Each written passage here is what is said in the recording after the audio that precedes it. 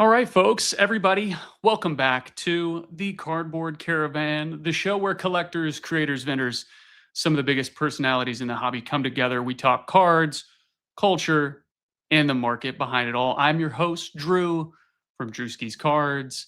Today, we're joined by someone who knows what happens when collecting Pokemon becomes a whole lot more than just a hobby. He's a dealer, he's a content creator, he's a seven-figure business that started in a basement in Omaha, Nebraska. And oh, yeah, he's got a really great head of hair. Brian, welcome to the Cardboard Caravan. That was such a nice intro. I love it. Thanks for having me, man. I'm glad we finally got on this. I ghost people by accident for sometimes months on end, but I'm glad I finally got this going on because I love the podcast, man. Well, I have to try hard to get you on. I've been watching you for a long time and obviously a big fan of the content that you have made. And obviously you've done a fabulous job, building community and getting people to buy into what you have to say is not even just a content creator, but a businessman who's been very, very successful over these last 5, 6 years in Pokemon alone. So we're going to do a little segment presented by Drewskis Cards, and it is this or that. Okay. Okay, love it. So you can give an explanation, but you don't have to. And we're just going to make it very simple, and it will be one or the other. Are you ready, Brian? Let's do it. Okay. Beach or mountains? Beach. Okay. Definitely. Mountains. It's hard to breathe up in the mountains. Yeah, that's true. No ocean there. Beer or bourbon? I've never drinking a sip of alcohol neither.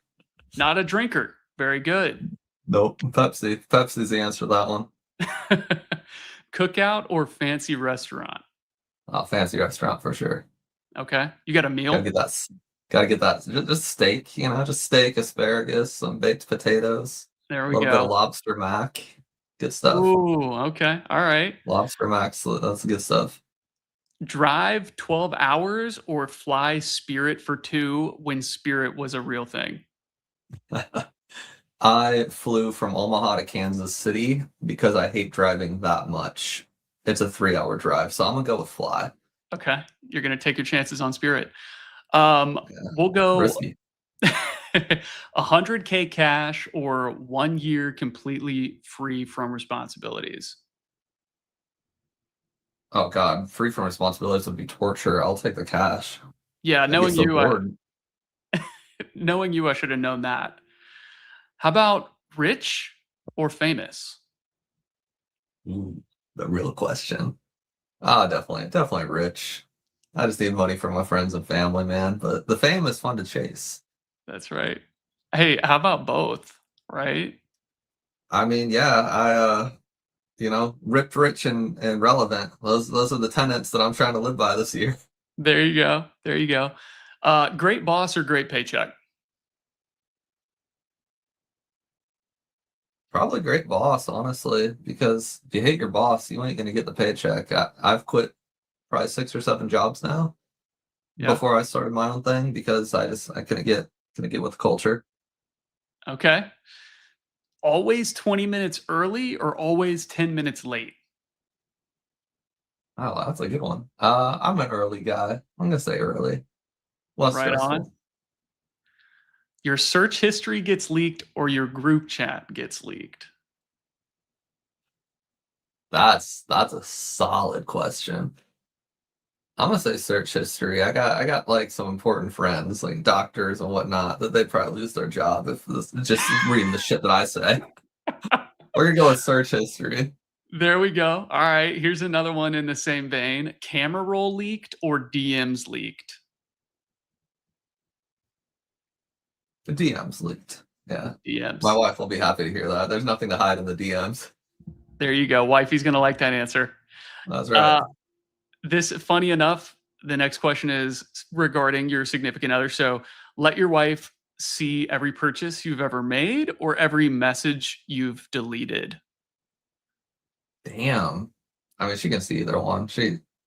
We don't got no secrets. She'd probably be more offended by all the money I spend on this business. If we're being honest. That's funny. Anon said the same thing. He was like, "I'm not letting her see any of my purchases." That's She not doesn't happening. want to know. Like No. she used to like kind of keep up with it, and I've told her some crazy like my sleeve purchases. She doesn't want to know anymore. She's There done. you go.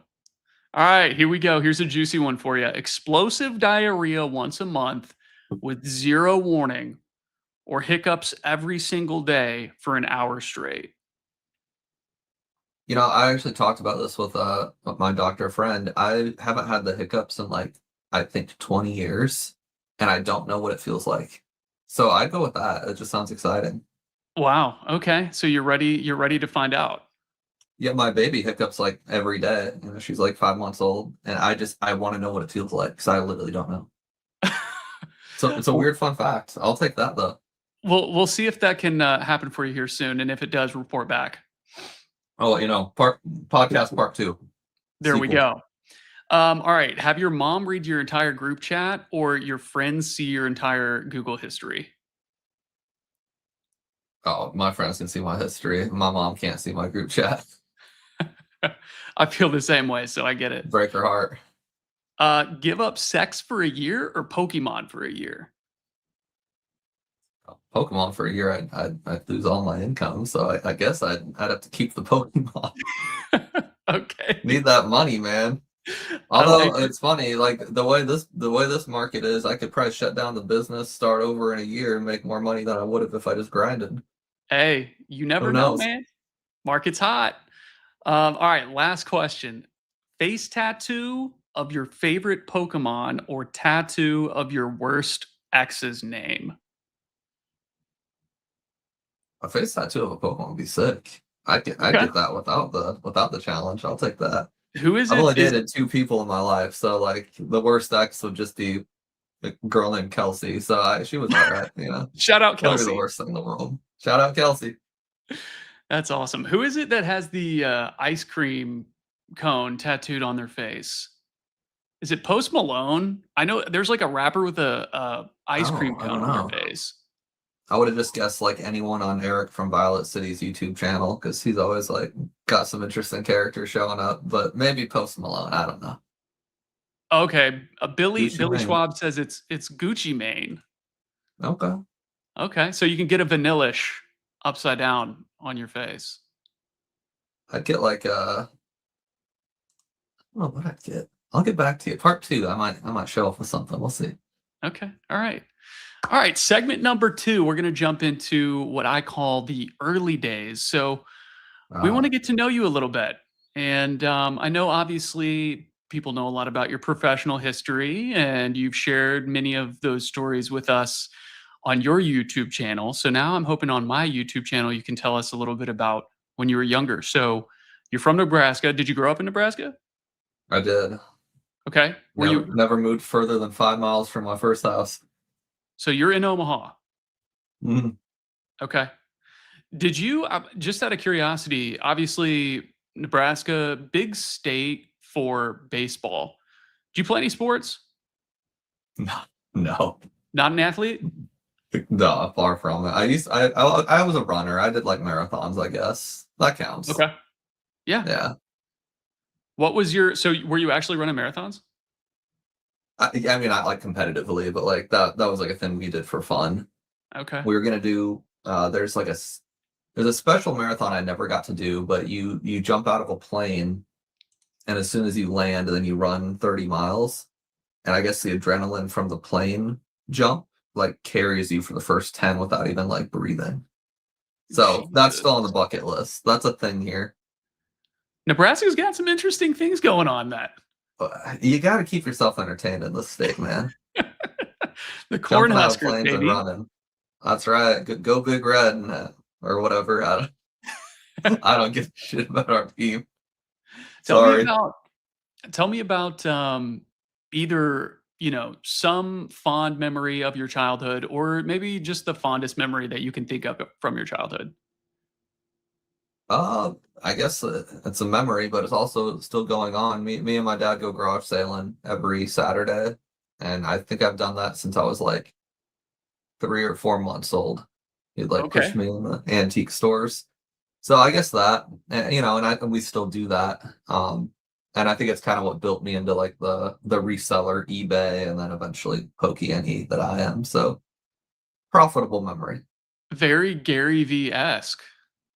Yes. Yeah, that's why I liked Gary Vee. He was a garage sailor guy too. Now Yeah. I don't know what he does now, if he's just NFTs and beat friends or what, but He probably doesn't have to do too much of anything, but he's probably like you and just has to work. yeah, I think he'd get bored otherwise. So 100%. So, what were you known as when you were growing up? Were you like the class clown? Were you kind of a bookworm? You said you didn't play sports. I'm assuming you weren't an athlete. What were you?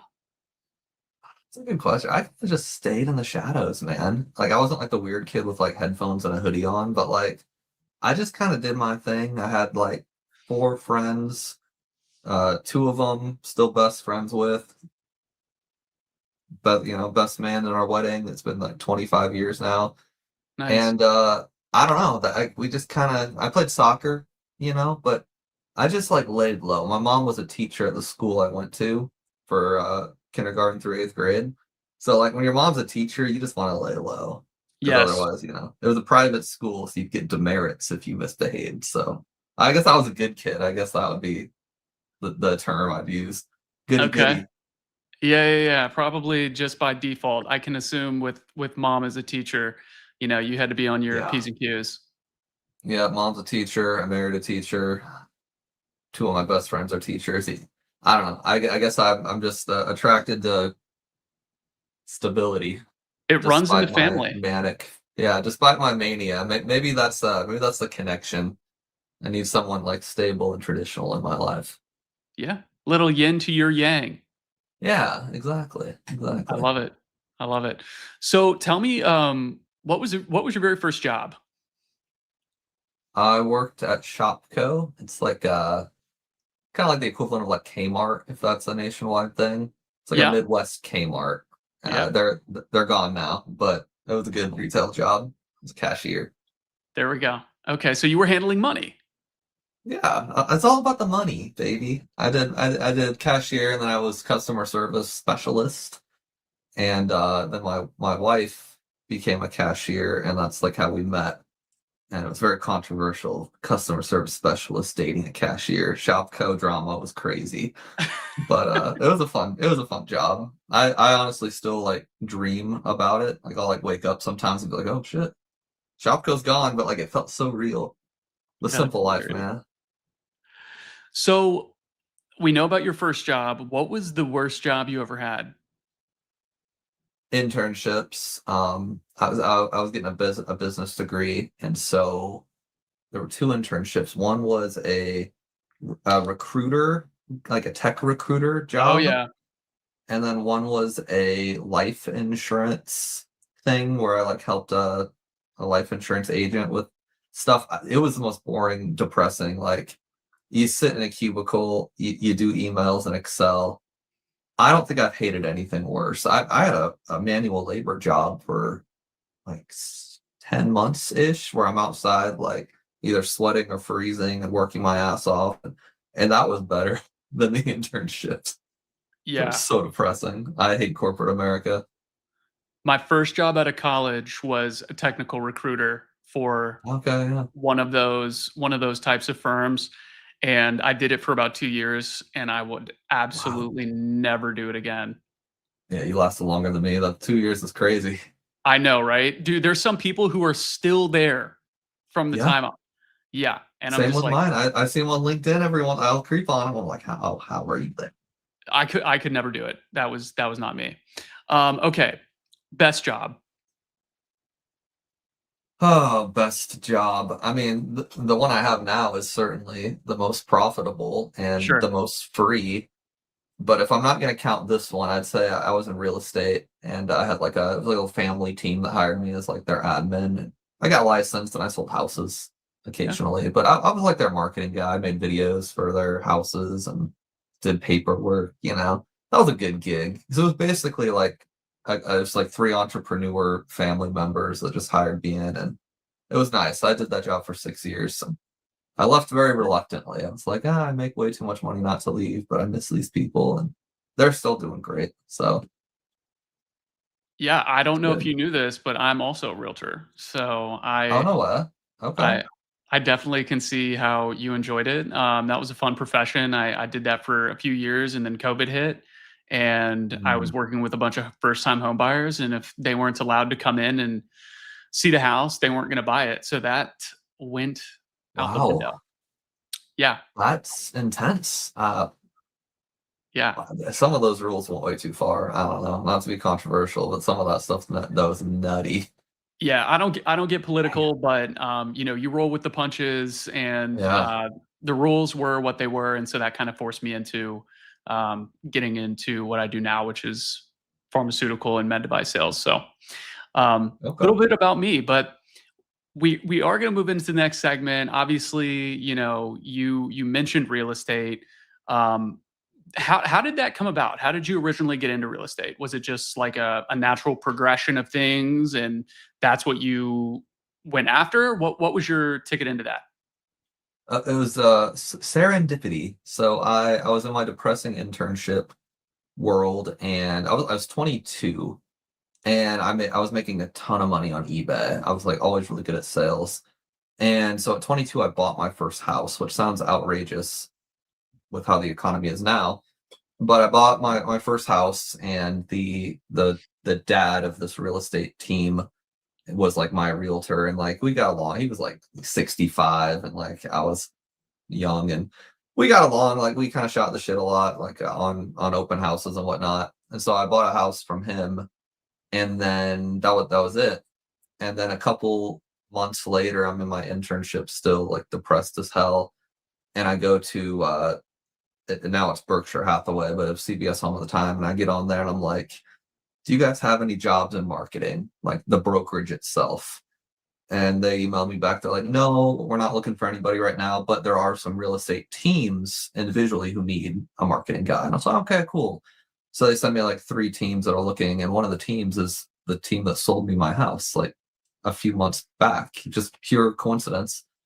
And I'm like, "Oh, I love those guys." So I hit them up. I'm like, "Hey, remember me?" And yeah.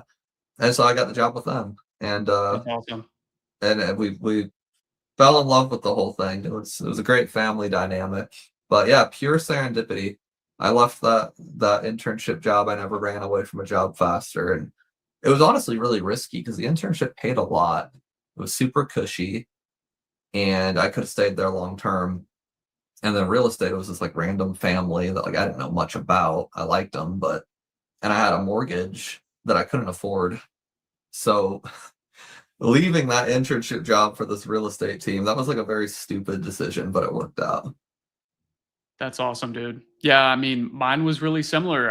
It's funny that we have that same story. We both also worked or work for Berkshire Hathaway, which is really strange because that's not one of Small like the world. yeah, I know. That's not one of like the main, I guess, realtor groups or brokerages, but I guess they are nationwide. So Yeah, it's funny they're how they're that. big, but they're definitely not like the top three, I wouldn't say. No, no. I mean, obviously, like you have your Simonens and Sotheby's and all those. Um, so what did you like most about real estate? What was your favorite thing about that business? It felt like I could do whatever I wanted, which definitely is not like typical real estate. Like my boss was so chill. He's like 10 years older than me, and his parents were who I dealt with at first, and they like kind of retired, and then it was just like me and him.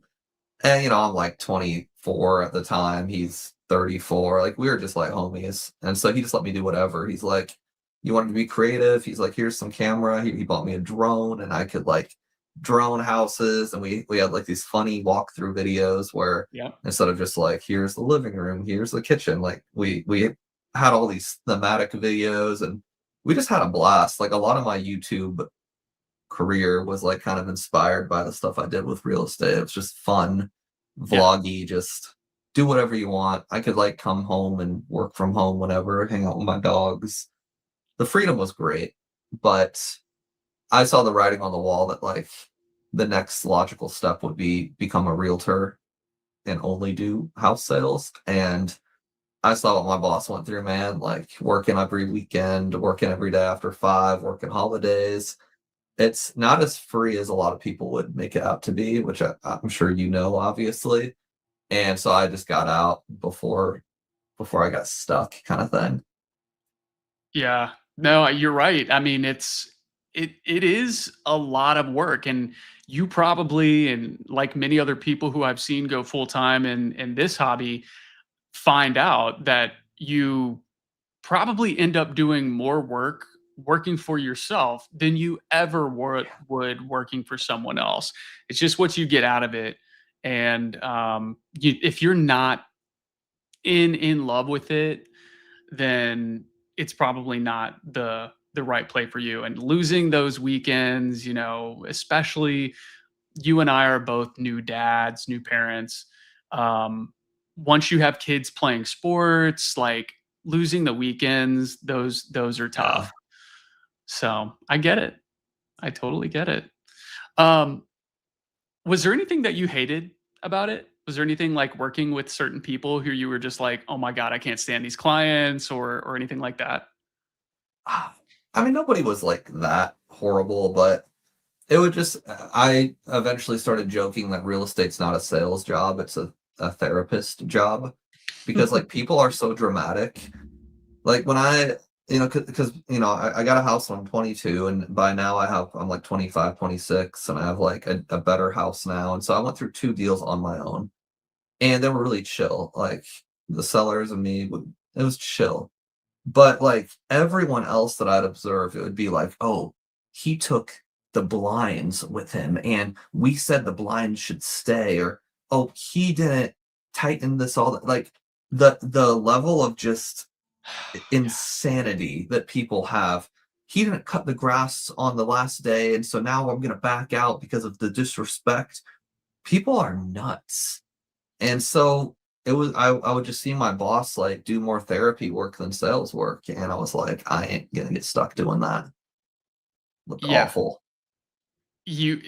People, if you've never been in the real estate world, or if you've never purchased a home yourself or sold a home yourself, you won't ever know this, but people back out of big six-figure deals over like 500 to $1,000, which Hmm. is just like being a vendor, a Pokemon vendor, or anything else like that. You might have a four-figure deal going on at your table, and somebody literally backs out because $5 to $10 difference that you can't. The graded guard doesn't come with it. The graded guard doesn't come with it. I'm not doing this four-figure deal. Yeah. It's just like human psychology to be petty and want to win that that deal. Yeah, It's a big that's a problem. perfect analogy for it. So that's why I It's a don't major bend problem. either. Yeah, I get it. I totally get it. Um, do you remember, so you said you did a couple deals. Do you remember your first closing? I mean, they were just like with friends, like friends Okay. and family. I Okay. wasn't I didn't get to the point where I was like really producing much. Like my first deal was like my best friend that from, my cushy private school. And it was great. I mean, I felt good that I was able to like get him in a house and got him a good deal on percentage and commission and blah blah blah. But like that wasn't my best time there was like drone and video. And I just kind of sold stuff to friends to help them out. Sure. Sure. Let's transition over to the Pokemon side of things. So, Yes, sir.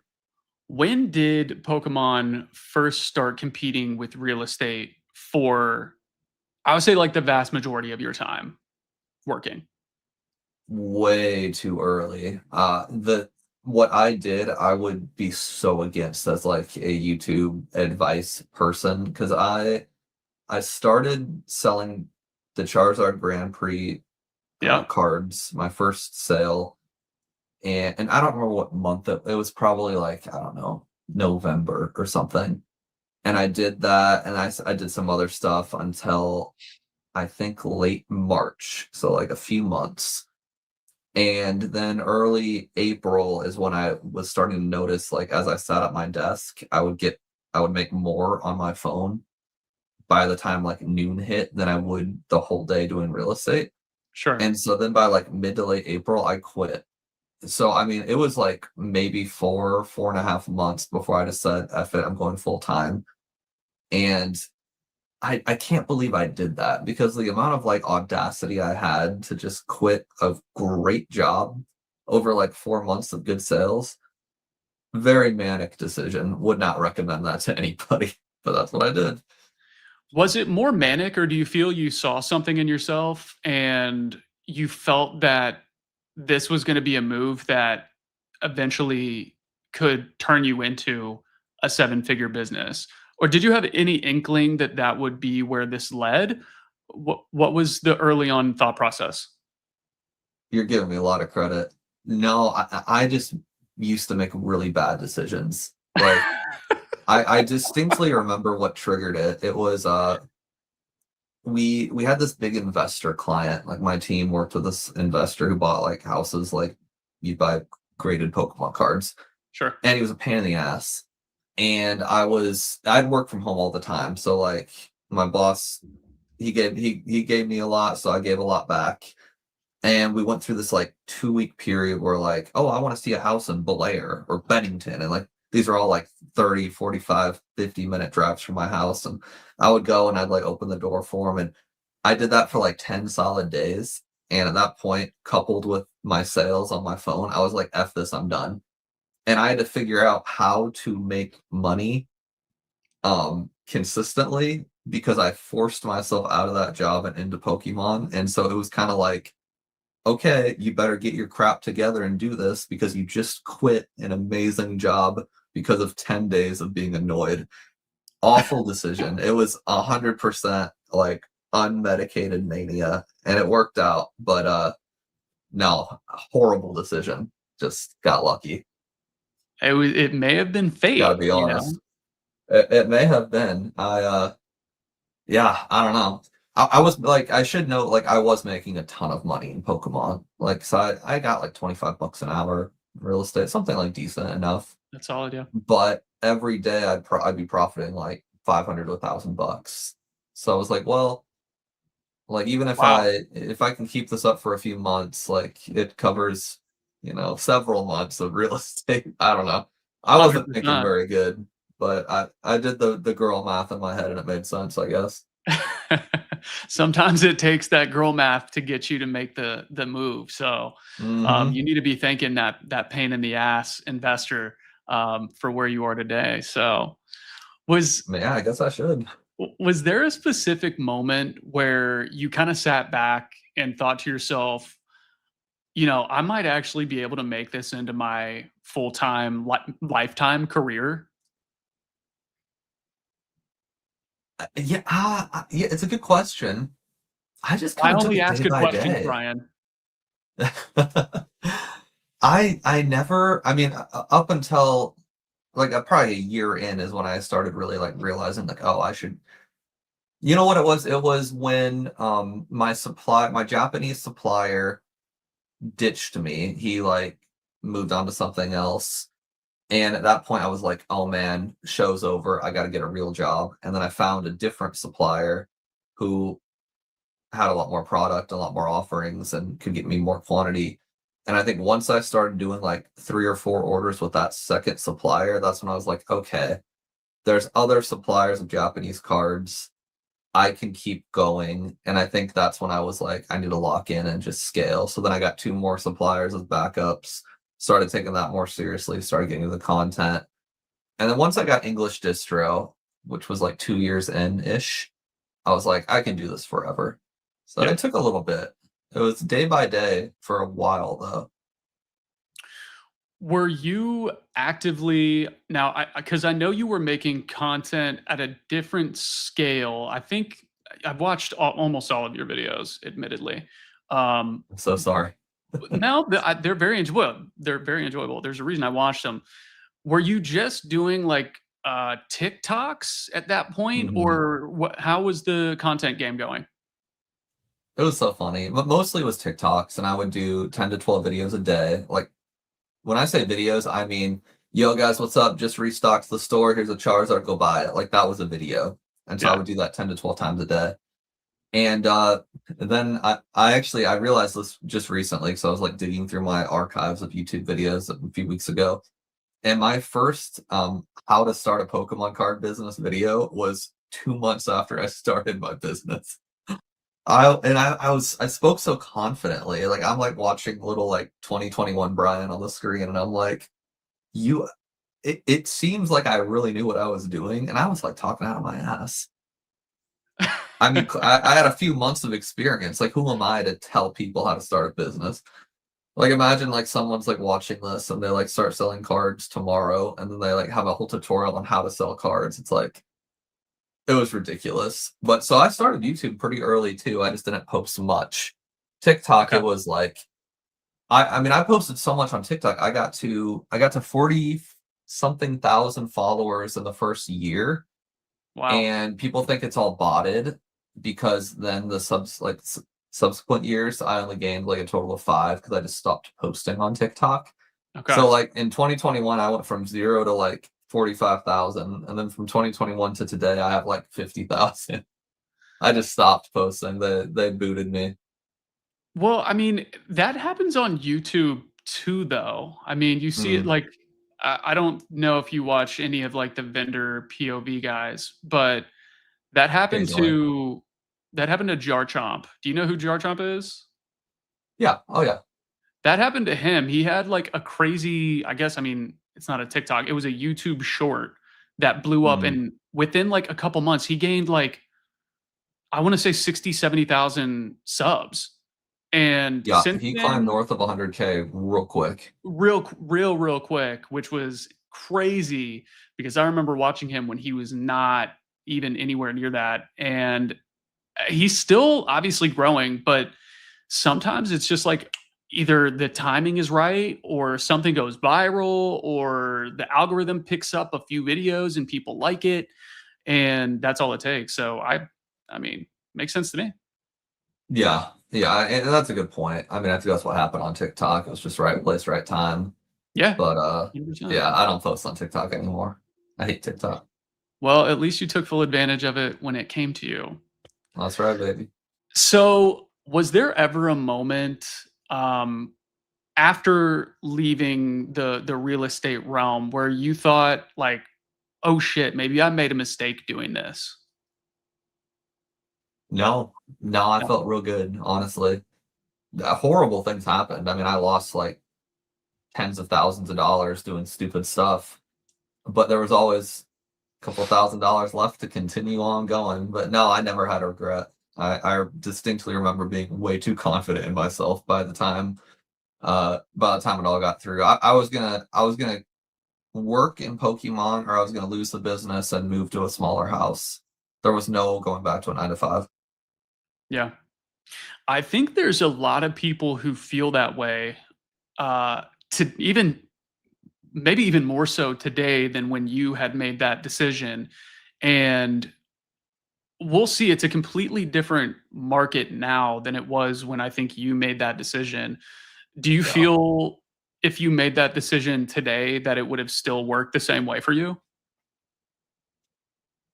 Yeah. I mean, Think I so? think I don't think the market matters much if you have like an entrepreneurial spirit, because I've said it a million times on my channel. There's no such thing as a good market to enter in. Like if Yeah, we're in a bull market, you can't get distro, you can't get product, everything's expensive, but there's a ton of demand. So if you can find a way to make it work, you find a way to make it work.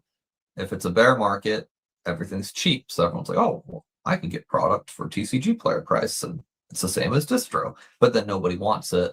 So unless you're like, I would have figured it out either way. yeah, You just have to, lock in and pray a little bit. But yeah, yeah, there's so many people that are like waiting for like the market to shift before they like get into the business, and that attitude alone is enough proof to me that this is not meant to be for you, sure. which is Yeah, fine. But like if it's like timing the market with investing, it's just like there's no such thing. no. It's not real. Yeah, and so you I think you said it well. I think some people just it's great that they wanna try it, But for some people, being an entrepreneur, being your own boss, it's just not for every single person. There's a reason that the vast majority of people in the world work for someone else. Um, Right. so that's awesome. Real estate, obviously, it teaches you pretty quickly. Income is never really predictable. Do you feel that that made you a little bit more comfortable with the volatility of running a card business? Well, my income was consistent in real estate because I was just like an employee. So Okay, okay, that was nice. As I was getting a nice 25, 26 bucks an hour. But observing my boss, if he was bad at his or not bad at his job, if he was like they're a very successful team. So like their income was consistent. Like they had 40 years of experience as a family. So like I didn't see real estate as volatile.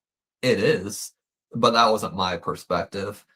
But going into my business, which Pokemon you would think would be pretty volatile starting out, it was just having a spouse that makes consistent money, I think is a huge advantage. So like my sure. wife's a teacher. I don't think we're even married yet. No, yeah, we were like newly married. But yeah, she had a teaching job. So we had an economy plan that I called the Taco Bell lifestyle, where if something hit the fan and Pokemon went to zero, if I could work at Taco Bell, we could pay our mortgage, then we're good. So we never lived above our means. And so Sure. Taco Bell, I think you get like $10 an hour at the time. So I was like, okay, if this all goes to zero and I have to make $10 an hour at Taco Bell, could we still live in this house? If yes, you're doing the right thing. And that was all I needed. Like the volatility, it could only go up because I was like, worst case scenario, look at Taco Bell, which I love Taco Bell, and they have 401k match.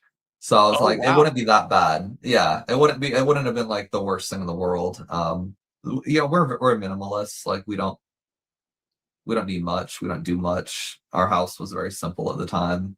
Yeah, So I wasn't really too concerned. I think that's like the ultimate tip is like just live way below your means and the volatility won't matter. yeah. Let's jump over into actually running PokeNE. Mm. When you first started the business, or if you want to put quotes to it, the business, what did that actually look like? I think about this often. Pro tip, Gary V, people document everything because like I vlogged my entire first several years and it's fascinating to look back. But I think about this a lot because I remember being in the basement like busy all the time. I mean, I was like stressed. I lost a ton of weight. I was always working. And looking at my sales volume at the time, it was a fifth, a sixth, a seventh of what I do now.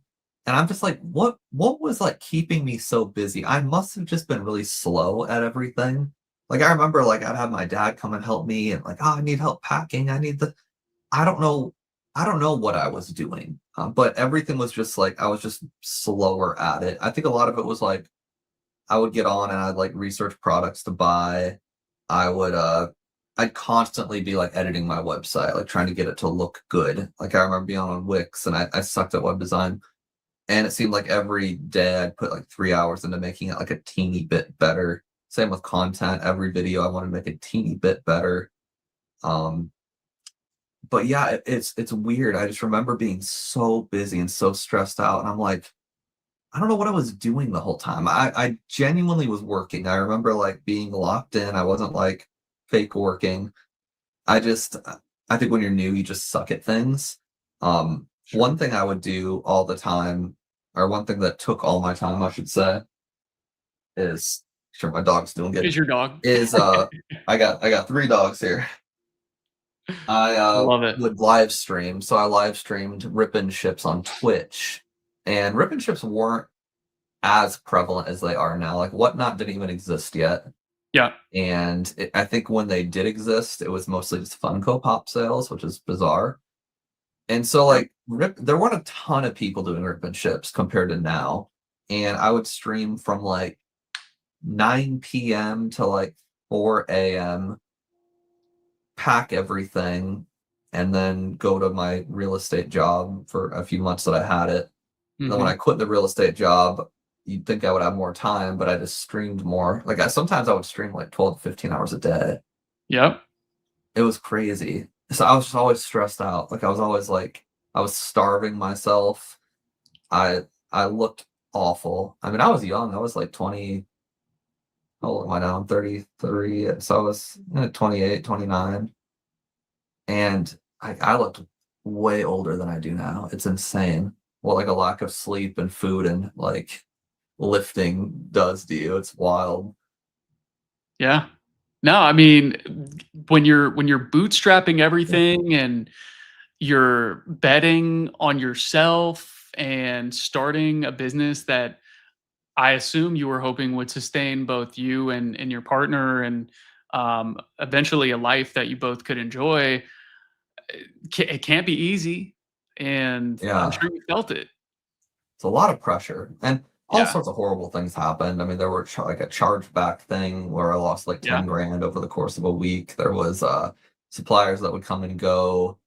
There was this incident where I bought $30,000 of Shiny Star V, and then it reprinted and all like went. I lost like $15,000 in like Shiny Star V equity. And there was always a disaster, and it just like it kept me up at night all the time. It was awful. But yeah, it was the stress was real. now that you've scaled to the level that you're at now, do you still feel those same stresses as you did when you first started the business, or do you sleep better at night?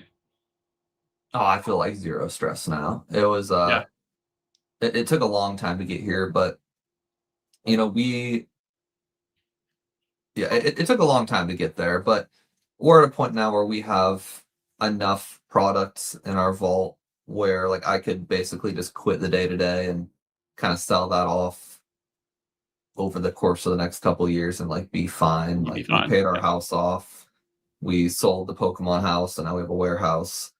So we have no mortgage. We bought our cars cash. Like there's no financial thing to stress about. Plenty in savings. I think Dan Catch 'em All Collectibles, he always like talks about his buckets. And like yeah, once you have your buckets filled, your 401k and your mortgage and your car, blah blah blah, the stress kind of goes away.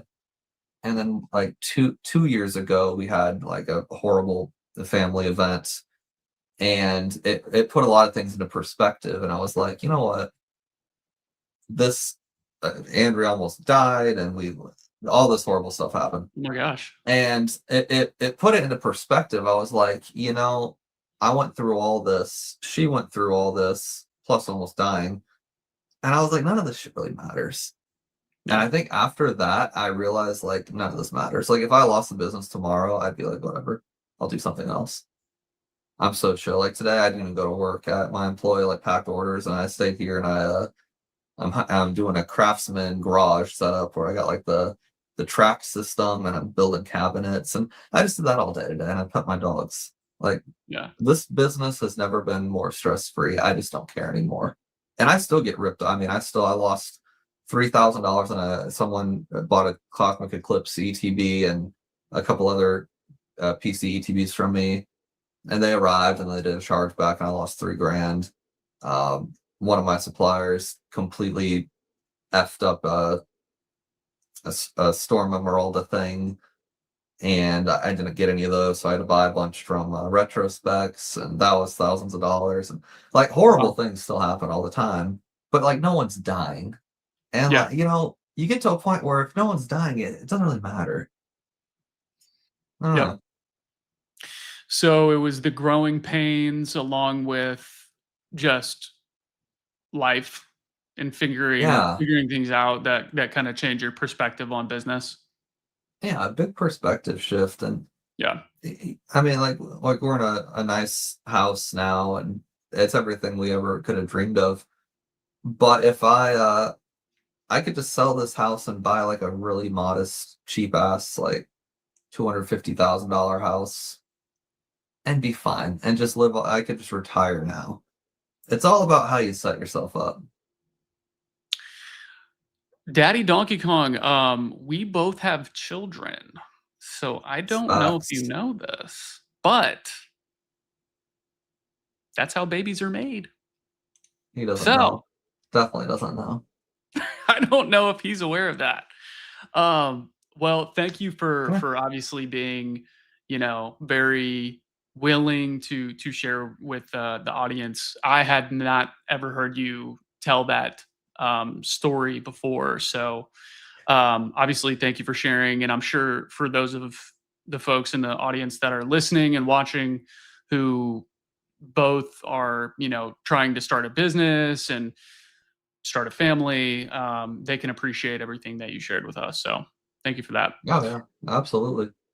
I'm curious, what was your first big initial investment in the business? The Chinese Star V was what really built us. The first several waves of it, it was like credit card churning. Because I didn't have a ton of capital. I had like a few $1,000s. So I would buy a bunch. They'd take a few days to get here. At the time, they took like a week to get here. Things were slower back then. And then I'd sell all of them, get the money, buy more, wait a week, sell all of those. And what got me big and successful was I just started throwing a bunch of them on credit cards, buying way too many, more than I could even afford, importing them here, selling them, and then I would do pre-orders where I'd be like, "Yo, buy Chinese Star V, give me your money." They ship in 10 days instead of like 3, and people still gave me their money, so they'd order. I sell $5,000 of them. I'd take their pre-order money. I'd go to Japan. Hey, I need $5,000 of these, and I started getting risky. I got a little greedy with it. It worked out, but I wouldn't Sure. recommend people do that. But yeah, Chinese Starvey was a big one. It was also ironically like my biggest loss, or it could have been my biggest loss, because this was back in the day when, well, okay, I was just stupid, I guess. I didn't know about like reprints. I didn't think about it. I was just like, oh, this stuff's available in Japan. I can buy it and sell it for more money. And my supplier gave me like a really good deal on Chinese Star V. I was like, why is it so cheap now? And so that's when I spent 30 grand on it, which is Oh, absolutely absurd. This is my first 6 months in business. Like the amount of money I was bringing in and playing with, I look back and I'm just like, how? But I bought 30 grand of it at what I considered a very cheap price. But by the time they got to me, like 7 days later, the price went down like another 30%.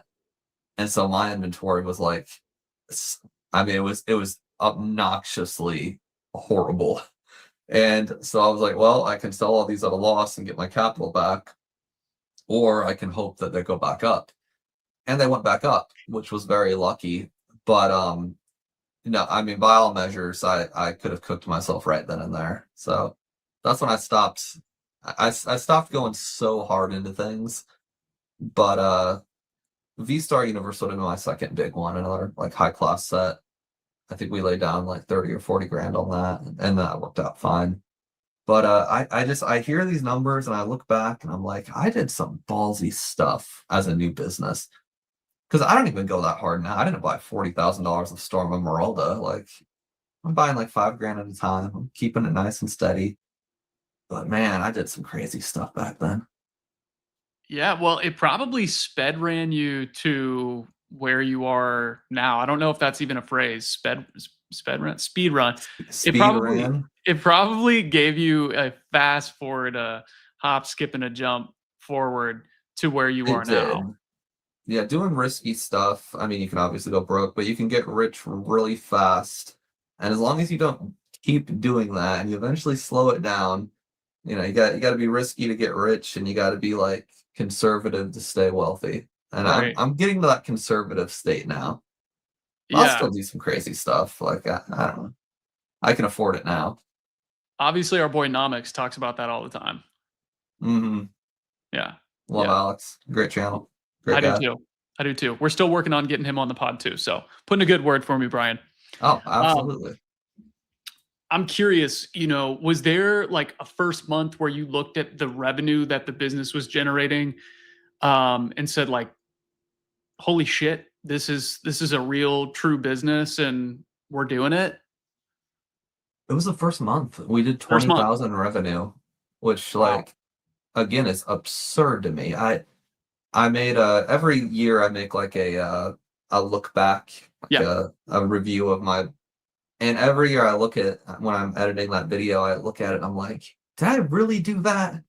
And I go back to my Wix history to make sure I'm not lying to people, and it was like $22,000 in revenue in the first month.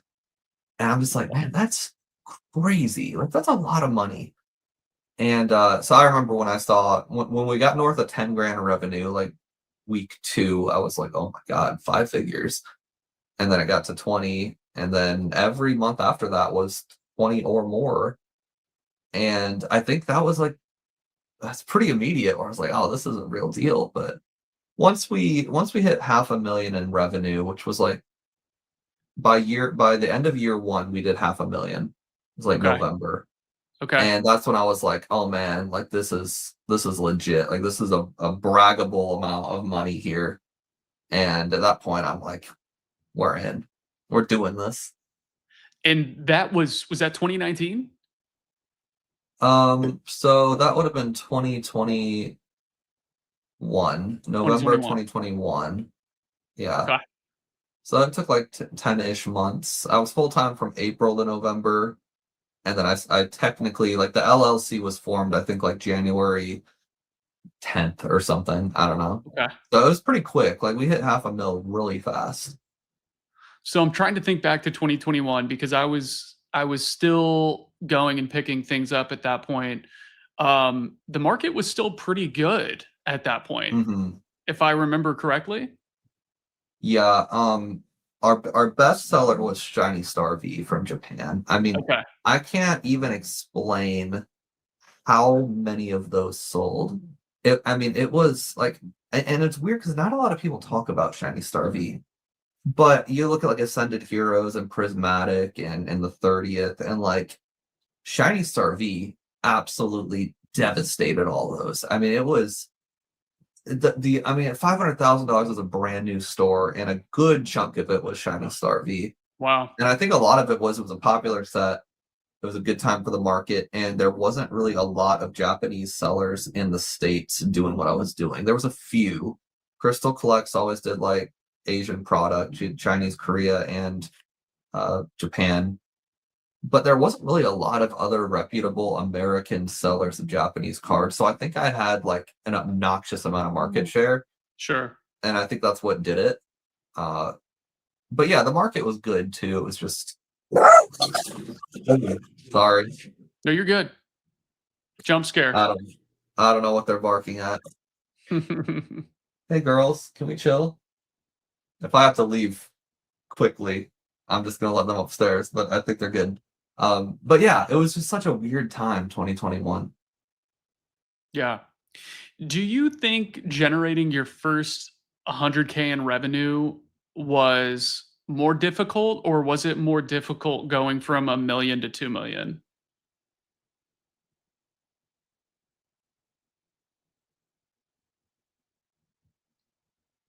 It's gonna sound so pretentious, but like neither one was really that difficult. Okay. It wasn't, and I've watched so much business content over like for the past freaking 15 years. And I remember always like hearing people ask a question like that where there's like this divide between like milestones. And it really is. You just kind of every day you just check your sales. Oh, we did 3,000 today. We did 20,000 today. And you just go day by day. There, I mean, like obviously when I hit a milestone, I'm like, oh sweet, here's a million. But it's just a bunch of little wins every day. And like even like today in 2026, like we had a horrible sales day like 2 days ago. We did like 3,100 in sales. And a couple days before that, we did 20,000 in sales. And a few months ago, we did 56,000 in one day. Wow. And it's like um, there's still so much variance. Oh my God. There's still so much variance to this day. Like people, a monthly, we're doing very well, but like there are some days where we do under 2 grand. And it's Yeah. random. There's no like I don't have a reason for it. It's just like some days we don't do anything. And so it's like you just every day it just adds up. And I don't know. Now, if you look at YouTube subscribers, I found that to be a lot more challenging. Like I look at subscription growth as like the first 5K was I thought pretty easy. The second 5K to get to 10 was really easy. To get to 20, I thought was very difficult. To get to 50 was a huge journey, like really lock in, make content every freaking day. And now Yep. getting to 100K, it seems impossible. So YouTube's a different beast. YouTube's way harder than sales. Yeah, well, you're not in true direct control of it, you know. Yeah. So you're kind of counting on the YouTube algorithm to do some of the heavy lifting for you. So I could absolutely see how that might be the case. Yeah, it's Um, exhausting. did you ever grow faster than the infrastructure of the company could handle, or did you figure it out pretty quickly when things started to ramp? I mean, there were a lot of weeks where like we just sold way too much, and I had a Okay. good family and friend base where I was like, "Hey, I need you to come." I just like hired my friends and family Yeah. on days because like with Pokemon, even today, a day to day is not that busy. Like I said, we had some bad days recently, but like we'll do 10 grand a day on average, 10 to 12 grand a day. And there's still days where things go crazy, and it's like, oh, we did 56 because I did a really good email campaign with free shipping and a promotional whatever loss leader or something. And like on those $56,000 days, like I'm kind of like, oh shit, like oh, and then I'll like bring a couple people in, and so I don't know. As long as you have like a good support system, like the demand doesn't really outpace what you can perform. But I mean, don't get me wrong. There's been dozens of times in the past couple of years where things sold too like it was just too crazy of a release, and I ended up being in the office like almost all night helping my team pack stuff.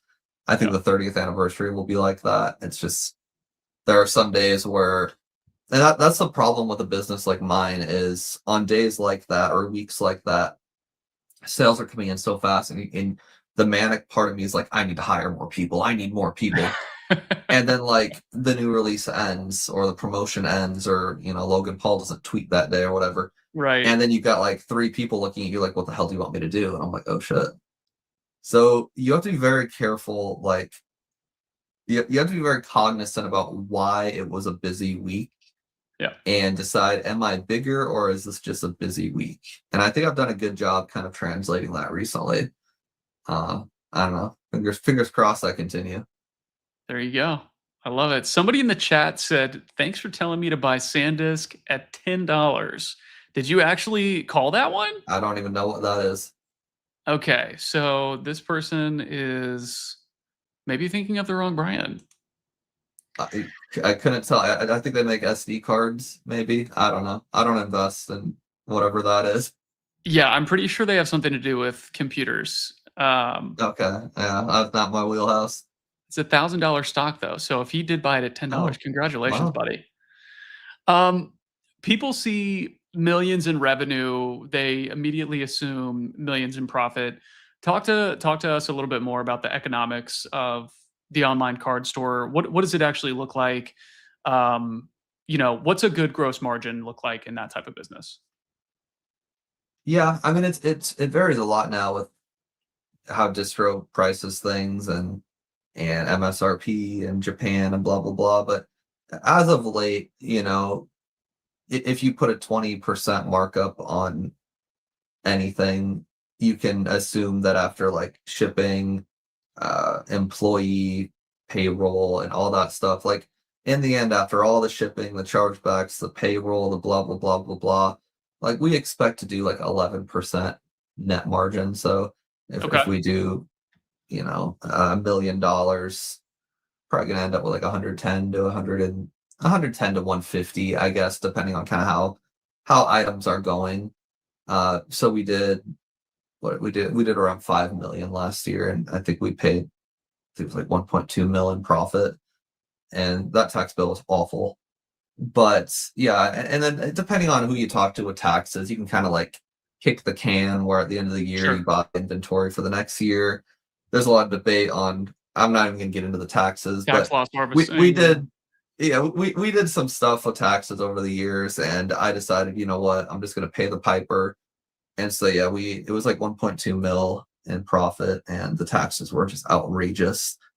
But that's why you want to keep a lot liquid laying around because I owed Sure. way more than I thought I would, and it worked out. But yeah, I don't know. I don't know if those margins are good. I think with sealed product, if you want to like run a consistent business, I think like 11 to 12% net at the end of it all. I think that's pretty solid. I'm happy with it.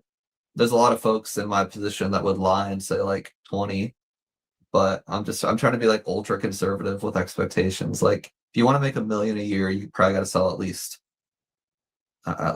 five, and I guess that would be 20. Yeah. Yeah, I guess we netted 20 last year, but that was oh, okay. That was because we sold a lot of stuff that we were holding on to. So we had like Okay. Paldea Okay. Evolved, which 5x. We had Obsidian Flames. I sold a huge position in Obsidian Flames. I sold a huge position in 151. So that stuff was marked up way more than 20%. So it kind of depends on the year. You know, there Yeah. were a lot of years where netting 10 to 12% was good. This last year, I cashed out on a lot of like, I don't want to call them investments, but some inventory that's laying around that appreciated hugely. So depending on the year, I guess you can net 20%. It's just like I'm not going to give myself that kind of credit because like I can't replicate that unless I sell more positions that I've been like kicking the can on. It's kind of a weird. It's a hard question to answer, but I don't know. Hopefully that's helpful to somebody. Just trying to be honest. No, I mean, it's such an interesting business model because I feel Yeah. like it's unlike a lot of other businesses where you are I guess most businesses do this, but specifically within a card store or a card shop or whatever TCG you might be selling, you're also a pseudo investor. Um, Yeah. when I hear our boy Rudy talk about some of the things that he's bought, now obviously he's sitting on a shit pot of cash, so he can take those chances. But anyone like yourself who has been successful over the last decade of doing this essentially and has built up a bankroll, if you can sit on product that you feel confident will go up if you don't have to churn it, then some years your margin might look really juicy. Yeah, that's kind of the uniqueness of the industry because I Yeah. think most markets you don't really want like you don't really want to not sell things, but in this Right. one, if Right. things don't sell, you just stow it away, and not only will it sell eventually, but it will sell for like 5 times the amount. So yeah, it's a really hard one to answer honestly.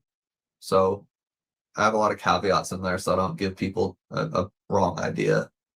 No, it's totally fair. I mean, if you can't figure that out, then maybe this maybe this isn't for you.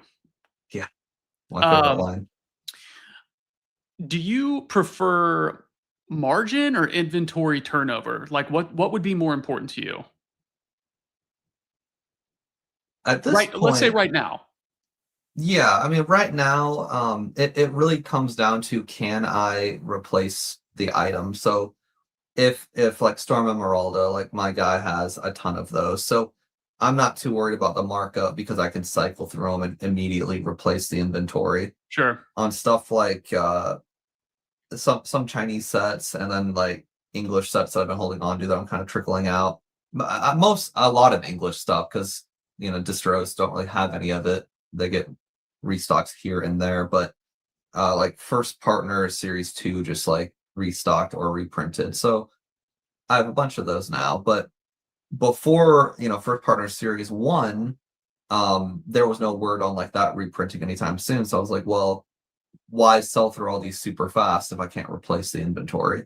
Sure. So it's kind of a how quickly can I replace it? If there's a bunch that I can come churn and burn, then the margin I don't care about. Like if I make, if I can mark it up 10%, I'm happy. Yeah. But yeah, it really depends on the item, I suppose. Okay. Yeah, makes And total then sense to stuff me. like yeah, and then there's stuff that like I know that if I don't sell it, it will go way up by the next year. Where I'm like, I better get a fat margin. Like I'm selling Alakazam 151 boxes for a stupidly high amount of money, way over a market price. Because I'm like, well, some people might want them, and if not, they'll be worth this next year. Like today's price is tomorrow's discount. So it depends on the item. Yeah. In the end, I mean, we're doing enough, just enough turnover where I don't really look at the money anymore. I'm in a very like lucky position where I don't care too much. Yeah. No, it's a privileged position, but you work for it. Yeah, I should have asked no you this doubt. before we started. Do you have a hard stop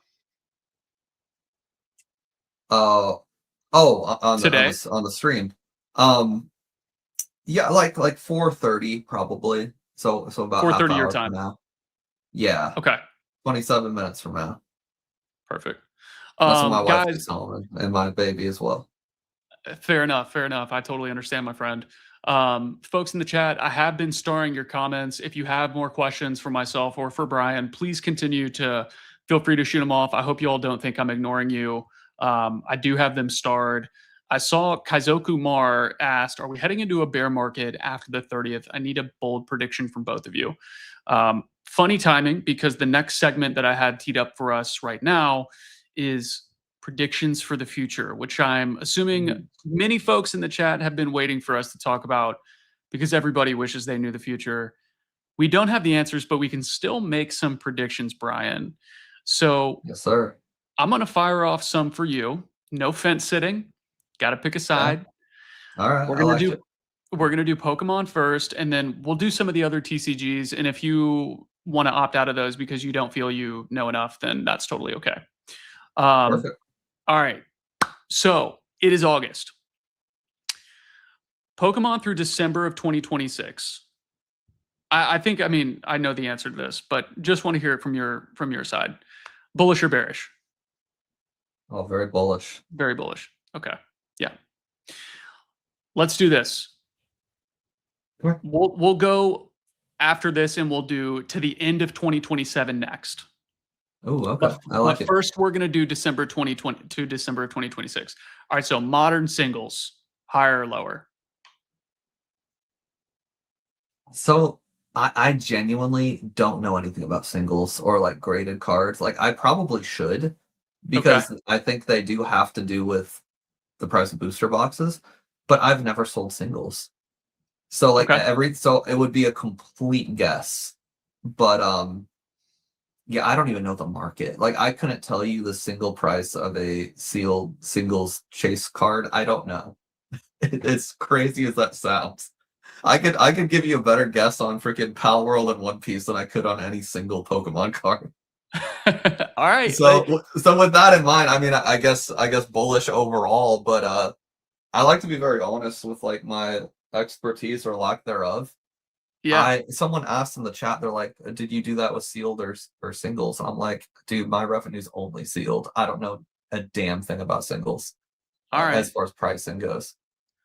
Fair play. Well, I will give my hot take then, and that is that we might be lower through December Hmm. of 26 on some of the ultra modern singles.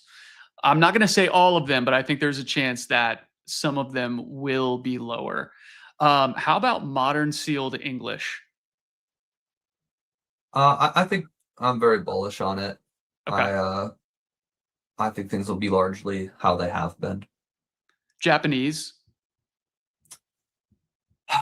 Japanese is rough. I think bullish as far as the pricing. I think it will continue to be high, but the quantity churned is so much lower that like as far as like my particular sales, bearish on that. I'm lowering my position in Japanese as far as like churn and burn for sure. Yeah. It's not a great market for it. I've seen you really dial it back recently. Yeah, it doesn't make sense right now. Everything's Okay. too expensive. After tariffs, it gets even worse. So as a business person, I'm gonna continue being bearish on Japanese. Okay. Uh, let's go a little bit further out. We're gonna go to December of 2027. Bullish or bearish?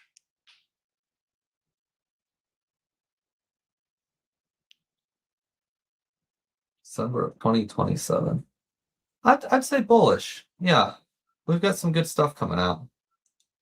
Okay. All right. So you feeling good about next year? Very good, yeah. Because I mean, I have a whole vault of stuff that I would be selling right now if I wasn't. So I'm confident enough to keep. We have like well over 1 million in stuff that I could dump right now and probably make a lot of money on. Okay. But I'm bullish enough to keep it. I like it. You're putting your money where your mouth is, baby. Yeah, like I don't think it's going to be like extravagant, but like I think it's going to be largely where we're at now, where every set's really hot. Okay. All right. Different take than the last guest that we had on, who Mm, you've been oh, sure. having a little bit of beef with here recently. So that's fun. That's fun. Apparently, yeah, YouTube's a fun game. It's all a fun game. Yeah, baby. You got to entertain the people, right? That's right. You gotta keep the machine moving. It's very content's very boring now, so you gotta keep things switched up a little bit. I wish him the Yes, sir. best. We got DJ's Poke Center in the chat. What up, DJ? Good to see Hey, you, brother. what's Thanks for coming up? in, bro. Okay. Do you think that we will see a broader market shift or change after the 30th anniversary? Do you think it doesn't sound like you think anything's going to change. I've always been very vocal that the 30th is just another set. It will be a good set. People will love it. It will be very expensive. Yeah, But I've always been perplexed at this arbitrary line people draw from this to the 30th. A less arbitrary line to draw that I have not heard a lot of is like the next generation, wind and waves. That would be more of an interesting line to look at. I don't see why the 30th is this big. And my argument is I don't think there's a single person out there who's buying and investing right now because the 30th is coming out in September. So therefore I don't see a reason why people would leave after the 30th. It sure. just seems so arbitrary to me. So I don't and I made that post somewhere and people are like, "Oh, you really think every set's going to be $250 at release?" And I'm like, well, I don't know. I mean, I don't know about the individual sets. Pitch Black, Chaos Rising, and the other one, they're not very popular. They didn't really hit, but they're before the 30th. So like it comes down to the set. I don't think the 30th that's Yeah. completely inconsequential. Can I pause real quick? Yeah. Do you think? My little Evie wants to go outside and Do she's your like thing, looking at me Brian. like, Dad, I need to go. So I'll be right back. I'm Yeah. letting Take her your out. time. Take your time. Evie, honey, do you want to go outside? Come here. Let's go potty. Come on. Folks in the chat, thank you guys for being here. Obviously, we are in a market right now where everybody is just anxiously awaiting the next, I guess we'll call it 4 weeks before we hit the 30th anniversary. I'm in line with Brian to where I don't think much is going to change. And, there's obviously a lot of folks in our space right now who are thinking as soon as the 30th anniversary is over, the whole market's going to shit. And the problem with that is there's just too many good sets that are supposedly coming. Brian actually had a video he did recently where he talked about this Diamond and Pearl set that could be happening next summer. We have Delta Rain that's going to come out obviously right after the 30th anniversary, which I think is going to be a big hit amongst collectors and investors alike. It looks fantastic. There's a tag team potential set that could be coming out. Mega versus Mega is the leaked name that could be coming out in 2027. There's so many catalysts beyond the fact that the 30th anniversary is going to be opened and chased heavily for very likely the rest of the year. And I think what really is going to propel the set forward is if we do find out that the red, green, blue Mew is 1 in 3,000 or 1 in 4,000, you know, the chase, there's really not been a chase that was worth probably what will be upwards of 4 figures in a raw card since ever. I mean, Pokemon has not had anything like that unless we're talking something like the Umbreon EX from Prismatic, where it was in the low four figures. My best guess is that if this card is real, which all likelihood and all accounts look like it is going to be real based off of other folks in other countries who've been opening the set for the last weeks, months. If it really is one out of however many thousands of packs to pull this card, number one, the raw price is probably going to be in the mid four-figure range, let's say $3,000 to $5,000. And a PSA 10, God only knows. My prediction was somewhere in the $10,000 to $15,000 range. And Pokemon just doesn't, unless you go super vintage like Gold Stars and so on and so forth, Pokemon has nothing like that. And there has never been a chase like that either. Alex, I see you here in the chat. The pseudo-serialized RGB Muse can pump the entire Pokemon market, in your opinion. I agree. You know, Magic has this with their serialized cards. They have the golden chocobos. They had the One Ring. They had with the Hobbit. Now they've got Smog, and they have the Infinity Stone, and so on and so forth. Riftbound has SIGs, where the cards have the printed on signature, and those go for a ton. Gundam has the LR pluses and the Ultra Chases there, and Beta Box. One Piece has mangas. All these other card games that have these types of things going for them are so hot right now because number one, they're playable, and so they have a strong player base. Number two, they have people who want to chase these high-valued cards, collectors, investors, speculators, and they're short-printed. Bandai is obviously notorious for screwing that up. They seem to have corrected that, and all of these sets seem to be shorter printed than anything that we've seen before, especially compared to something like Pokemon, who just, they're top dog. And for that reason alone, people get into these other TCGs. DC, I saw you make the comment earlier about, Pow World. I'm going to go try and find it really quick. You said the sheer confidence across TCGs is mind-boggling, especially things like Pow World with very little basis for said confidence. People were going all out on that first booster box because, number one, it had an error. Number two, who knows if they will continue to make things like they are right now. I mean, we're in a speculator's market right now, and that's why all of these other TCGs are doing really well. On top of having big chases worth thousands of dollars, Pokemon just doesn't have that. And I feel that's a huge reason, on top of those three shitty sets that we've gotten, why the market has cooled off as much as it has. And people are just waiting for something. They're yearning for a chase. They're yearning for something new. We have a nice set with the 30th anniversary coming out. People are super excited about chasing those big hits. Oh, we got a nasty echo.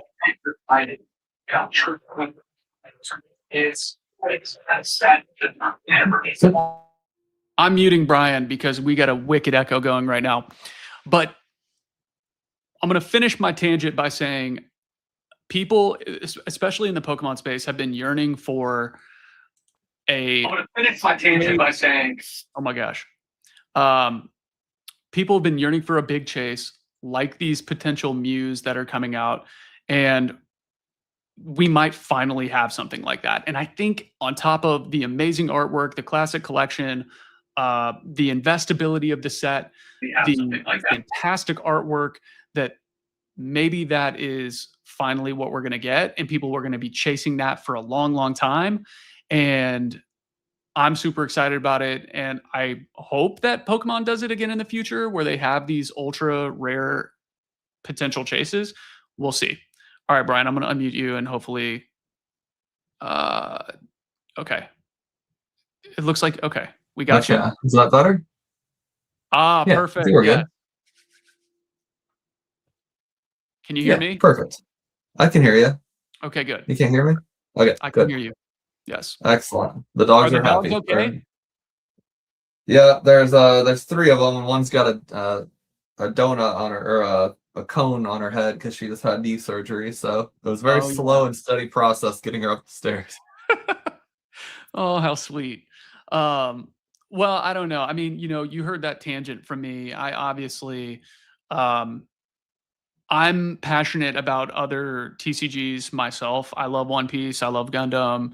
I don't really know anything about, Lorcana or the Dragon Ball market, and very Hmm. sparingly know about Riftbound. But these are things that I touch every weekend because people come up to my table when I'm vending and they ask for these types of things. So I always want to be educated in everything that I'm frequently touching. And because those are conversations that happen frequently while I'm vending, I've tried to educate myself. And I think Pokemon has been lacking in that area.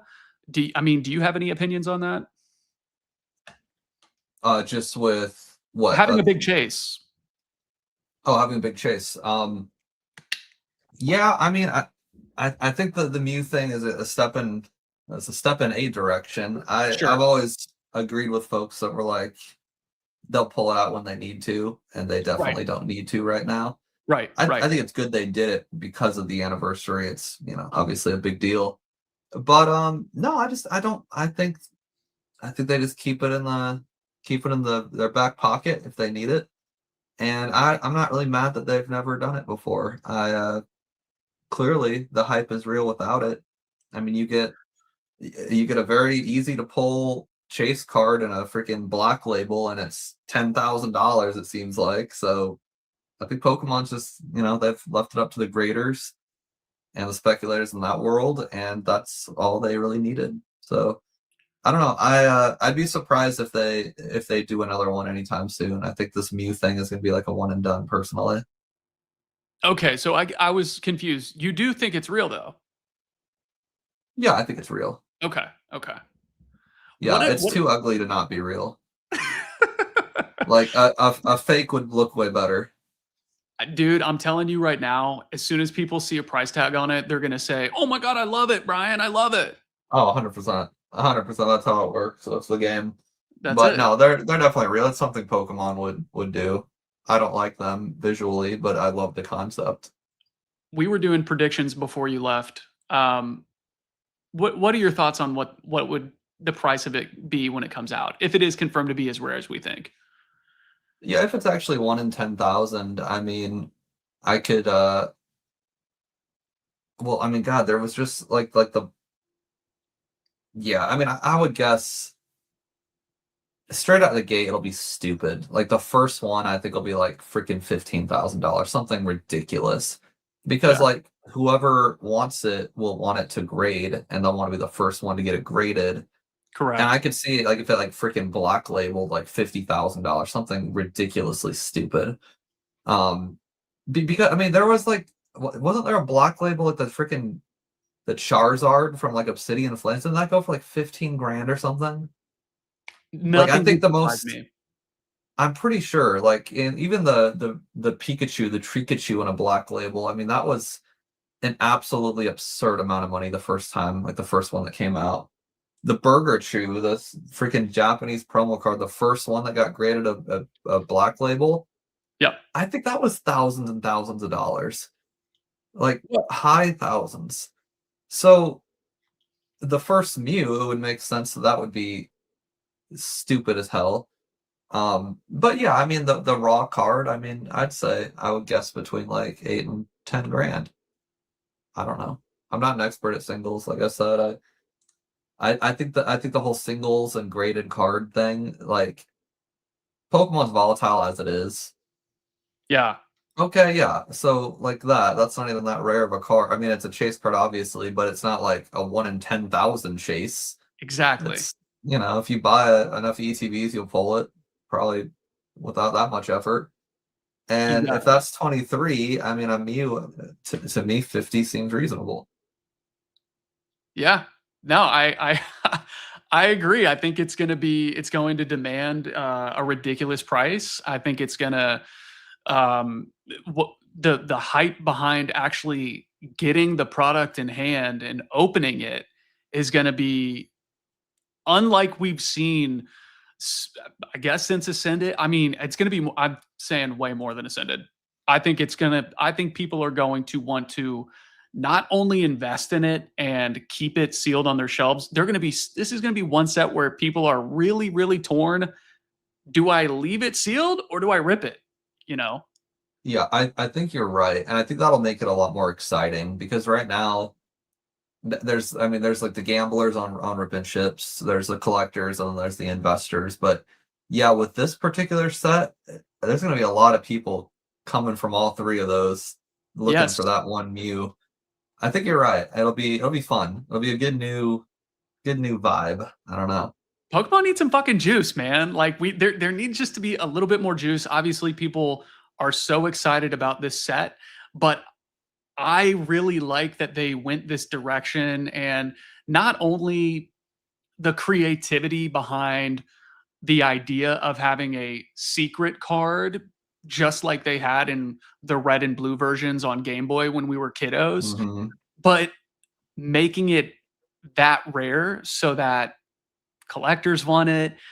The little kids who know that it's real, oh my god, I got the red Mew, like they want to go rip packs. Like everybody's going to be so excited about this set for a long, long time, and I think that's going to bode really well for. I think it's going to have some trickle down effect. So, Yeah, um, agreed. yeah. Do you think 30th demand will exceed supply? There's been rumors about how much of this stuff is actually going to get printed over the next couple months. Yeah. Are you fairly confident that there's not going to be a point where we see it on shelves like what happened with Destined Rivals, ETBs, and stuff for a while? Oh yeah, I don't think there's a shot it'll be on shelves. Absolutely not. I mean, no. If it's on a shelf for more than 5 minutes, I'd be shocked. Yeah, It's yeah, I agree. it's gonna be nuts. I mean, down the line maybe in like a couple of years, but not now. No shot. Yeah. What do you think the biggest risk to Pokemon is going to be for 2027? Because I think we're both of the same mindset that 2026, it's shoot in as being pretty freaking safe. Um, Hmm. I was saying after you had walked away that I too feel very good about 2027 with what you had leaked the other day with the Diamond and Pearl set. And there's rumors of a tag team. What do you feel the biggest risk factors are for next year? Biggest risk. I mean, people just a lot of the investor. I think the biggest risk is something new and shiny comes out outside of Pokemon, and the investor bros look onto that because investor bros love to look at stuff that's like they know nothing about. That's why they went from sneakers to MetaZoo to Pokemon to One Piece back to Pokemon NFTs, blah blah blah. They're always on to the next thing, and so like if something crazy comes out that we don't know about, whether it be TCG, NFT, ABCD, EFG, and Okay. a lot of them Yeah. move over there, then there's going to be less investors. I shouldn't even call them investors, less like investor bros buying Pokemon, and there'll be a little more left on the You shelf. could say scalper. And then, yeah, I guess You can say it. scalper. I guess. So then there'll be more laying around, and then the collectors who claim that they're pure in spirit and heart, well, they're gonna see them on the shelf and then not want them, not because they want to scalp, but because they're like, oh, it must not be good. And so then there'll be even more available, and then there'll be the prices on TCG Player will be fair, Yeah. and then there'll be no one to scalp, investor bros, or just like your typical neighborhood scalper. And then like the demand will go down, just not because the product's bad or because like the hype is dead, but just because like all the artificial stuff moved on to something else. I think that'd be Pokemon's biggest threat, and there's really nothing they can do about that.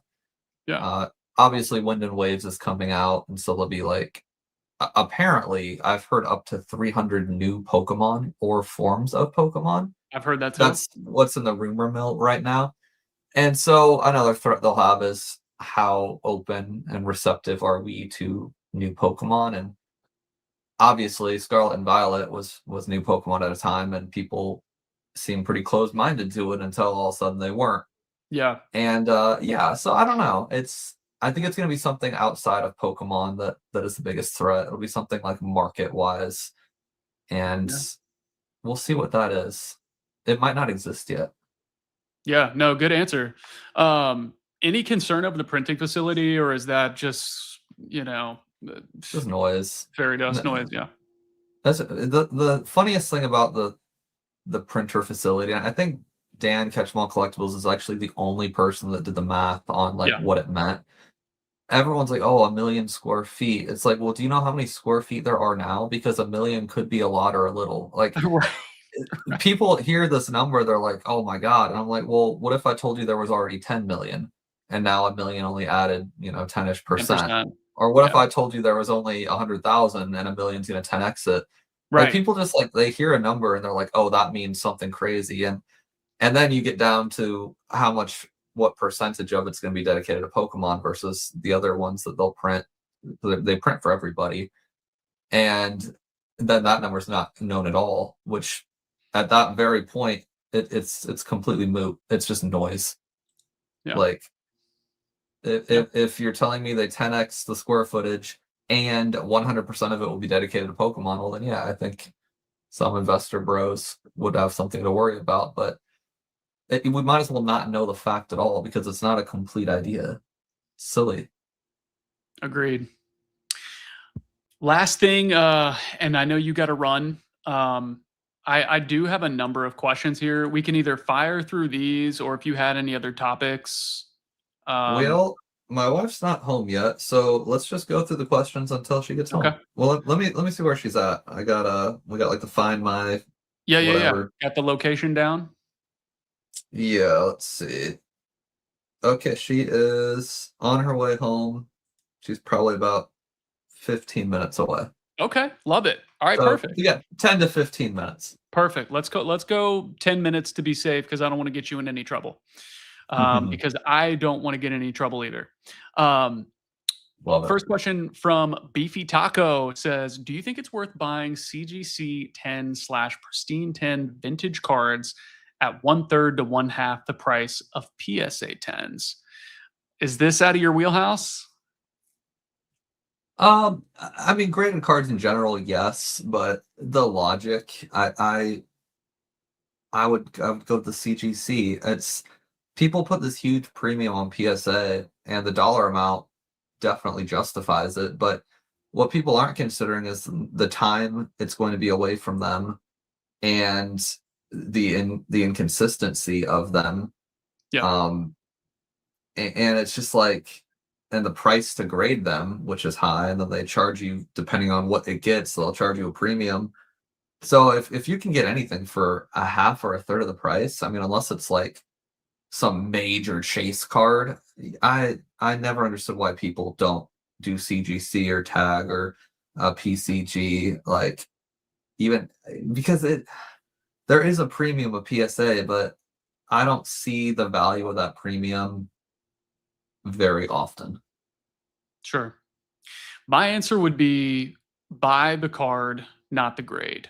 And what I mean Mm, by that is if we're talking like a very specific vintage, like an EX era silver border card, obviously, even with older cert number PSA cards, they were so much easier on their grading requirements for those types of cards, even a few years ago, than they are right now. And so, if you go and you find an old CGC 10 and it's something niche like a silver border and it looks super clean, and for whatever reason you think it's undervalued, or you think there's a chance that you could crack it and regrade it with Beckett or PSA, and you feel like there is some kind of angle that you have in regards to, you know, changing up, either selling it raw or selling it regraded with another company, not a bad play. I also don't think that having a CGC 10 of a really desired Pokemon, um, especially a vintage card, could ever be a bad play. mhm, But if you were looking to make a profit in a quick amount of time, find the cleanest one that you could possibly find in a CGC 10. And if it feels like it's undervalued compared to even like a Beckett 9.5 or a PSA 10 or something like that, and you think you can crack it out, that could be something that you might be able to take advantage of. Briarwood Holdings says, "What happened to the lives you played that went 24/7? Did you go 24/7 at one point?" Yeah, so I was doing an experiment, and that's all it was an experiment. But I'm gonna probably implement it. I basically I want to do a like Pokemon business radio where it's gonna be my videos and other folks' videos. Like DJ's Poke Center sent me a video, and I want more of his, and they just play on a loop all Nice. day and all night, so people can like tune in whenever they need some knowledge or some background noise that isn't like brain rot. And so it was pretty successful the 24 hours I ran it, or 18 hours I ran it. So I bought another computer, and I'm gonna put it over here and just like run that. And then like as I get creators who want their stuff shown on the feed, kind of like the chilled cow, lo-fi girl, like Yeah. this, they just play all the time and they just add stuff to the The loop? rotation. Yeah. The loop, yeah. So I figure like, catch 'em all collectibles, nostalgianomics, DJ, blah blah blah, Pokey Profit. Just kind of get like URLs from them added to the playlist, and then it's just like a radio station. I think that'd be Nice. fun. I love that. It went really well, so I'm gonna implement it probably by the end of August. I would tune into that. I'm always looking for some late night goodies. Oh yeah. Anthony asked, "What should we pick up in today's market?" What are your Mhm. thoughts? I mean, I think anything at MSRP is kind of like an obvious answer, but if you can't get something at MSRP, I mean, like certainly not, in my opinion, certainly not 30th anniversary. That would be what not to pick up in today's market at market price. Uh, I would be picking up stuff that a lot of folks aren't looking at. Lost Origin is one that I've been buying occasionally. I stopped selling them. Destined Rivals, I think the reprint, it's not quite here yet, but I think it's not going to go much lower than it is. So I Sure. jump on Destined Rivals if you believe in that set. Um, what else am I really into? I think Evolving Skies isn't bad right now. It's kind of just been stagnant for a long time. It's actually gone down a tad bit. Yep. I had 20 boxes of Evolving Skies, and it seemed like every time I sold another one, it was like a little bit lower. And so I stopped selling them. So I took them all off the market because I was like, that's too low now. So like if you want to be bougie, Evolving Skies, Evolutions, I've got a bunch of boxes of those I'm keeping now that I was selling. Nice. But then depending on how long term you want to go, I don't think it's too horrible of an idea to pick out like the less popular sets. I got a lot of Pitch Black, Chaos, and Perfect Order I set aside, which sounds silly, but Paradox Rift, Paldea Evolved, and Scarlet Violet Base, and Obsidian Flames, those sets paid for my big ass house because nobody wanted them. Yeah. And that only took 2 years, 2 or 3 years. So yeah, I think those. I could see 151 going up quite a bit by the end of by like summer next year. It's again just kind of stagnant. It's like $30 a pack, and I just can't see that lasting. I think it's like one day people are going to refresh TCG Player and be offended at how stupidly high it goes. Like it'll just be like one day it's 30, the next day it's like 42, and then people will panic and buy it at 42, and then it'll be like 54 or something. And yeah, I can see that happening with 151. Yeah. It doesn't take too many buyouts on TCG Player to move a market. And if people believe it and they can set the floor, I mean, it really doesn't take a ton of capital to Yeah, start to move, these micro markets. So yeah, I you're can see right. that. Yeah, someone will come in with 100 grand and just buy all the 151. It might be me. First, there you go. That might be your next play. We'll It, know. it could. The people will know. It'd be a good call. I have a lot of it, so it would definitely help my position out. Anthony, some quick shouts from me would just be if we're talking Pokemon specifically. I hate to say it, I'm going to sound like an ultra shill. I'd still be grabbing Prismatic. It rotates Mm. out. Yes. It rotates out in April. I mean, if you can find and like go on your local Facebook marketplaces, see if you can snipe some, ETBs for 150. If you can get SPCs for anywhere from like 225 to 245, 250, I think that's safe. I am investing pretty heavily in Gundam. I think that the artwork is absolutely incredible. Obviously, if you're not into alternative TCGs, then forget about it. But if that's something that you're looking into is some alternative TCGs, Gundam looks like it's very promising, expensive cards, cheap boxes. That's a pretty good combination for people who are looking to, make a little bit of an investment. So that would be a couple of my shouts. I should have mentioned Prismatic. Yeah, I 100% agree. Yeah. I've got a ton of Prismatic. It's great. That's my biggest holding for sure. What are your thoughts on YouTubers who say collectibles are worthless? I don't think I watch any YouTubers who say that. Do you? There, there's somebody I would watch occasionally. She's like in the Alex Hermosi, Gary V Okay. section of YouTube. Famous guy. I want to say she's like 30s, maybe Asian woman. I don't know. She's like a big business person, but she got kind of viral for saying like Pokemon is like a greater fool's game, and it's like you're just passing the buck to the next sucker. And people really hated on her for that. She's relevant. She's a big deal. I just can't think of her name. Was That's the she only person I've seen. was she being serious or was she doing it for clicks? She was being dead ass serious. She's not like a troll like I am. Like she was like really trying to help her audience, and she got clowned on really hard. And I watched her all the time. I just can't think of her name, but someone will know in the comments. At I've some never heard of point, anyone else really hating on him in general.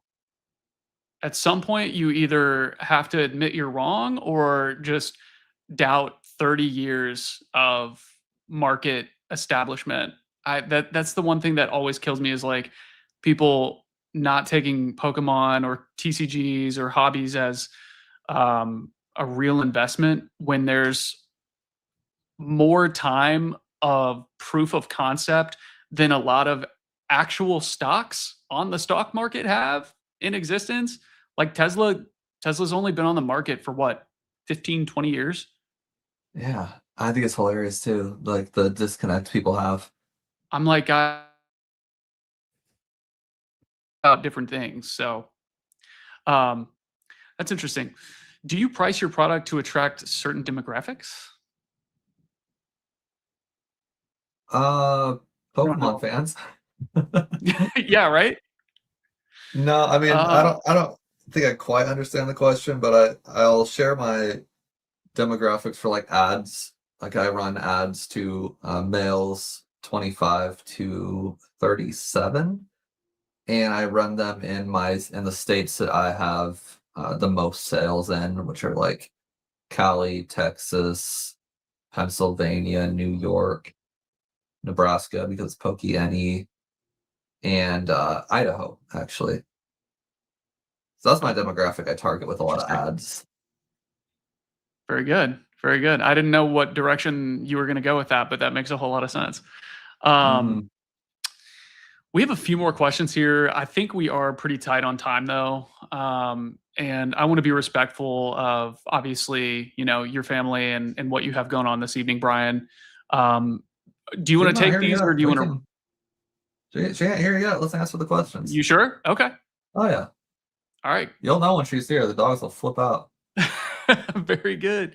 Kazoku asks, would it be healthier for the market if there's a bear market? I'm worried kids won't be able to get the 30th or any of the quote unquote good sets.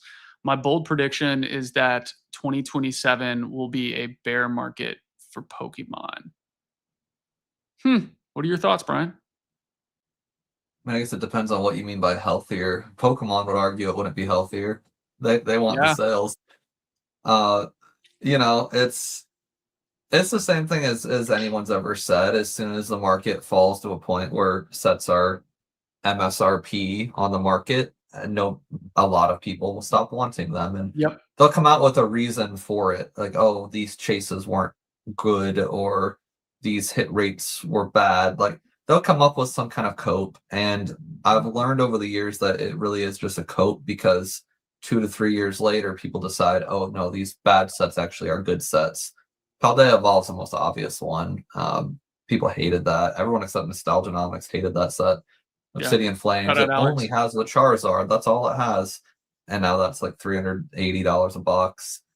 So yeah, I mean, kids will get Pokemon cards eventually, and then they won't want them in mass. I'm talking at scale here, not like little Timmy wants the Pokemon cards, but like the narrative on YouTube will be bad chases, bad art, repetitive themes. There'll be a bunch of negative words that explain why like distro price and market price are closer than they used to be. Kazoku, I am going to tell you a story. I'm going to tell the whole audience a story, and you all might not believe this. But I was at Target the other day. I call on CVS Pharmacy, and they're inside of a ton of our Targets. I'm in pharmaceutical sales. So naturally, I go into a lot of Kroger's and Targets and big box retailers because they have pharmacies inside. And often the card section is at the front of the store near a lot of the self checkout lines.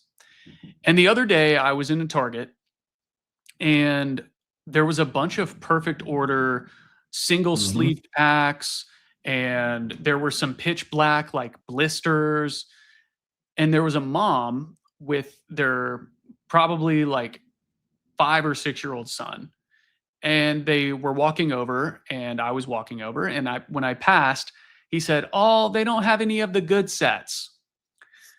And he's 5 years old. Okay, probably, maybe give or take a year or two older. And he's saying, "Oh, mommy, they don't have any of the good sets."